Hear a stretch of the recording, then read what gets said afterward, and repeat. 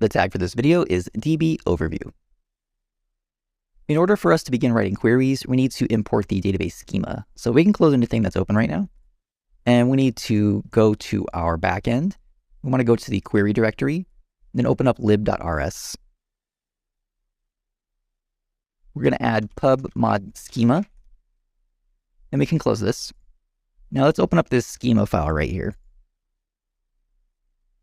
We can see here at the top that this indicates that it was automatically generated, and the query builder that we're using is called Diesel, and it's like an ORM, but it's also just like a basic query builder, and it allows us to write SQL queries in Rust without having to type in raw SQL. And one of the benefits of that is it's checking all of our data types, that way we won't make any mistakes. And this schema file here is what allows us to do that. And it's a couple macros, and each one of these is generating modules and data types for us to use within our Rust code. Now, the way this schema file was generated by the CLI, we take a look at our command runner, we'll scroll down to the very bottom to the just file, and we can see our db reset command. It runs the Diesel CLI right here. So it just runs Diesel database reset, which just deletes the database and then tries to run the migrations. The migrations are located up here in our backend, migrations.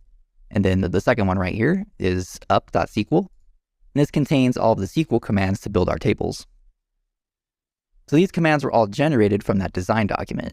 So if we go up here to our design database.svg, G file was created from a program called PG Modeler, and all these connections and data types and tables get output as SQL, and I just copied that SQL into this up.sql file.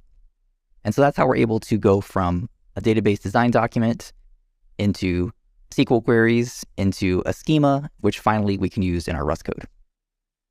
I may have mentioned this before, but we won't be covering the details of how relational databases work. That is beyond the scope of creating a full stack Rust project. I will try to give a high-level explanation of the components as we build them, but we won't dive into the details of this database architecture or the details of how to write SQL queries. We will just be covering enough to build the application.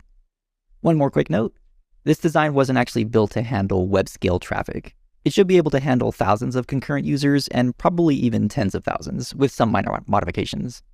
However, scaling into the hundreds of thousands of concurrent users or even millions would require a different database design. Just like the details of SQL and relational databases, writing a web scale system that could handle millions of concurrent users would be a course all on its own. I want us just to focus on building a standalone full stack Rust project without the added complications of scaling. Now we're ready to start writing our create user account query in the next video.